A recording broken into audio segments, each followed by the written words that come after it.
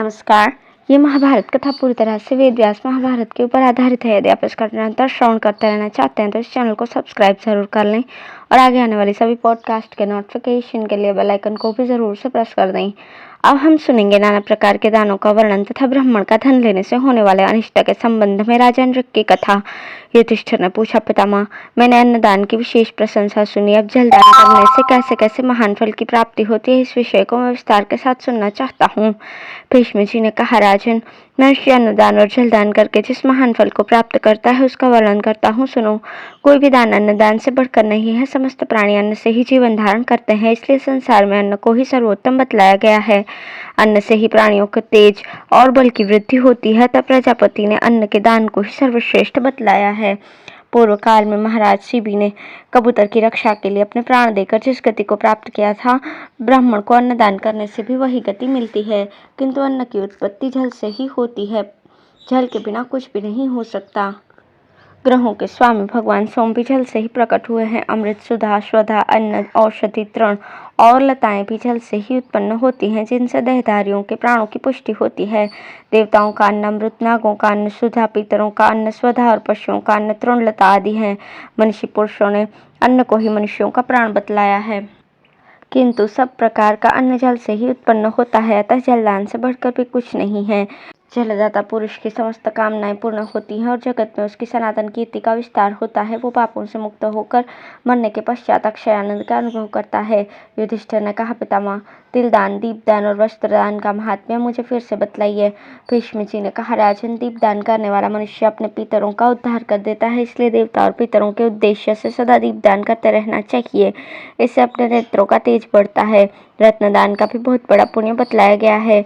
जो ब्राह्मण दान में रत्न लेकर उसे बेचकर यज्ञ करता है, उसके लिए वो प्रतिग्रह भयदायक नहीं होता। यदि ब्राह्मण किसी दाता से रत्नदान में लेकर उसे ब्राह्मणों को बांट देता है तो उस दान के देने और लेने दोनों को ही अक्षय पुण्य की प्राप्ति होती है। जो पुरुष स्वयं धर्म मर्यादा में स्थित होकर अपने ही समान स्थिति वाले ब्राह्मण को दान में मिली हुई वस्तु दान करता है, उन दोनों को अक्षय धर्म की प्राप्ति होती है। ये धर्मज्ञ मनु का वचन है। जो मनुष्य वस्त्र दान करता है वो सुंदर वस्त्र और सुंदर वेश धारण करने वाला होता है। युधिष्ठिर, गौ, सुवर्ण और तिल के दान का महात्म्य का तो मैंने अनेकों बार शास्त्रीय प्रमाण देकर वर्णन किया है।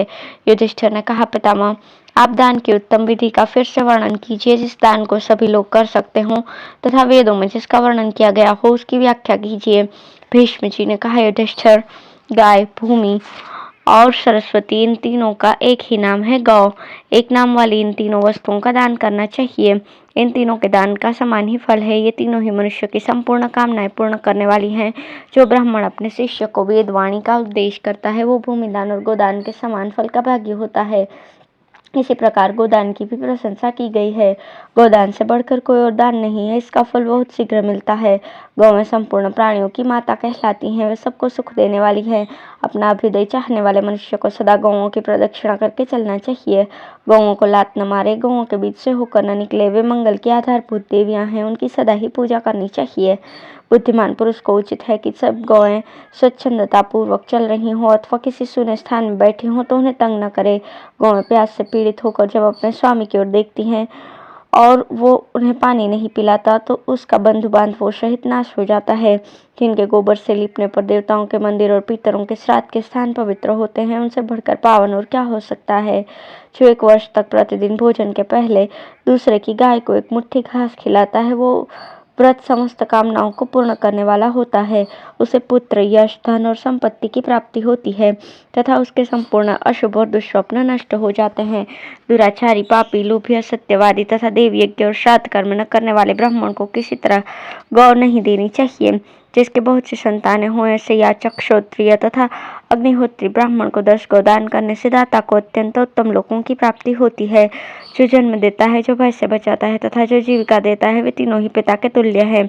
इसलिए वेदांतनिष्ठ, बहुज्ञ, ज्ञानी, जितेंद्रिय, शिष्ट, यत्नशील, प्रियवादी, भूख से पीड़ित होने पर अनुचित कर्म न करने वाले, मृदुल, शांत, अतिथि प्रेमी, सब पर समान भाव रखने वाले और स्त्री पुत्र आदि कुटुंब से युक्त ब्राह्मण की जीविका का अवश्य प्रबंध करना चाहिए।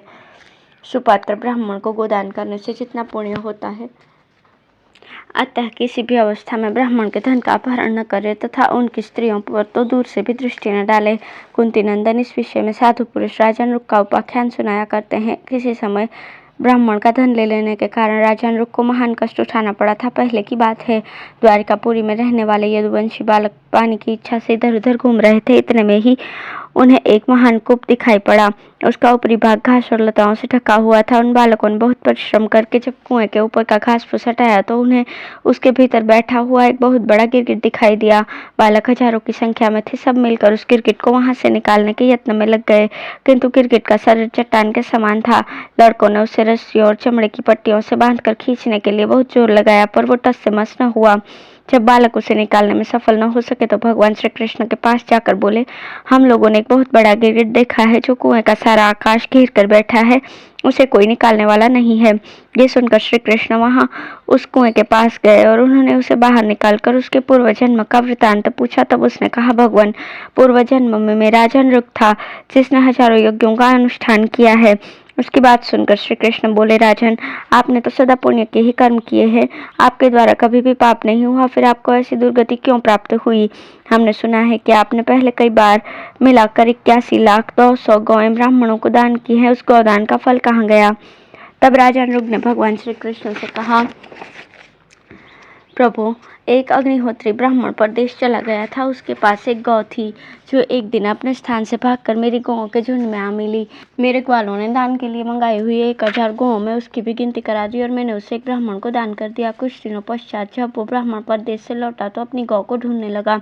ढूंढते ढूंढते वो गौ जब उसे दूसरे के घर मिली तो उसने उस ब्राह्मण से कहा, ये मेरी गौ है, अतः मैं इसे ले जाता हूँ। इस पर दोनों में झगड़ा होने लगा और दोनों ही क्रोध में भरकर मेरे पास आए। एक ने कहा, महाराज, ये गौ आपने मुझे दान में दी है और ये ब्राह्मण इसे अपनी बता रहा है। दूसरे ने कहा, महाराज, वास्तव में ये मेरी गौ है, तुमने इसे चुरा लिया है। तब मैंने दान लेने वाले ब्राह्मण से कहा, भगवान, मैं इस गाय के बदले आपको 10,000 गौएं देता हूँ, आप इन्हें इनकी गाय वापस कर दीजिए। उसने जवाब दिया, महाराज, ये गौ देश काल के अनुरूप पूरा दूध देने वाली, सीधी सादी और अत्यंत दयालु स्वभाव की है। इसका दूध बहुत मीठा होता है। धन्य भाग जो ये मेरे घर आई। ये अपने दूध से प्रतिदिन मेरे मातृहीन दुर्बल बच्चे का पालन करती है। मैं इसे कदापि नहीं दे सकता। ये कहकर वहां से चला गया। तब मैंने दूसरे ब्राह्मण से प्रार्थना की, भगवान, आप उसके बदले में 1,00,000 गौ ले लीजिए। वो बोला, महाराज, मैं राजाओं का दान नहीं लेता, मुझे तो मेरी वही गौ शीघ्र ला दीजिए। मैंने उसे सोना, चांदी, रथ और घोड़े सब कुछ देना चाहा, पर वो कुछ न लेकर चुपचाप चला गया। इसी बीच में काल की प्रेरणा से मुझे शरीर त्यागना पड़ा और पितृलोक में पहुंचकर मैं यमराज से मिला। उन्होंने मेरा बहुत आदर सत्कार किया और कहा, राजन, तुम्हारे पुण्य कर्मों की तो गिनती ही नहीं है, किंतु अनजाने में तुमसे एक पाप भी हो गया है। उस पाप को पहले भोग लो या पीछे, जैसे तुम्हारी इच्छा हो करो। तब मैंने धर्मराज से कहा, प्रभु, पहले मैं पाप ही भोग लूंगा, उसके पश्चात पुण्य का भोग करूंगा। इतना कहना था कि मैं पृथ्वी पर गिरा। उस समय ऊंचे स्वर से बोलते हुए धर्मराज की ये बात कानों में पड़ी, राजन, 1000 वर्ष पूर्ण होने पर तुम्हारे पाप कर्म का भोग समाप्त होगा। उस समय भगवान श्री कृष्ण आकर तुम्हारा उद्धार करेंगे और तुम अपने पुण्य कर्मों के प्रभाव से प्राप्त हुए अक्षय लोकों में जाओगे। कुएं में गिरने पर मैंने देखा कि मुझे तिर्यक योनि मिली है और मेरा सिर नीचे की ओर है। इस योनि में भी मेरी स्मरण शक्ति ने मेरा साथ नहीं छोड़ा था।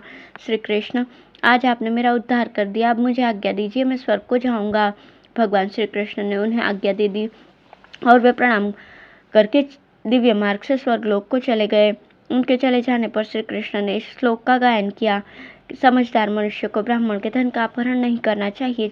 चुराया हुआ ब्राह्मण का धन चोर का उसी भांति नाश कर देता है जैसे ब्राह्मण की गौ ने राजानुग का सर्वनाश किया था। कुंती नंदन, यदि सज्जन पुरुष साधु महात्माओं का संग करे तो उनका वो संग व्यर्थ नहीं जाता। देखो, साधु समागम के कारण राजानुग का नरक से उद्धार हो गया। गौओं का दान करने से जैसे उत्तम फल मिलता है, वैसे ही गौओं से द्रोह करने या उन्हें सताने पर बहुत बड़ा कुफल भोगना पड़ता है। इसलिए गौओं को कभी कष्ट नहीं पहुंचाना चाहिए। धन्यवाद।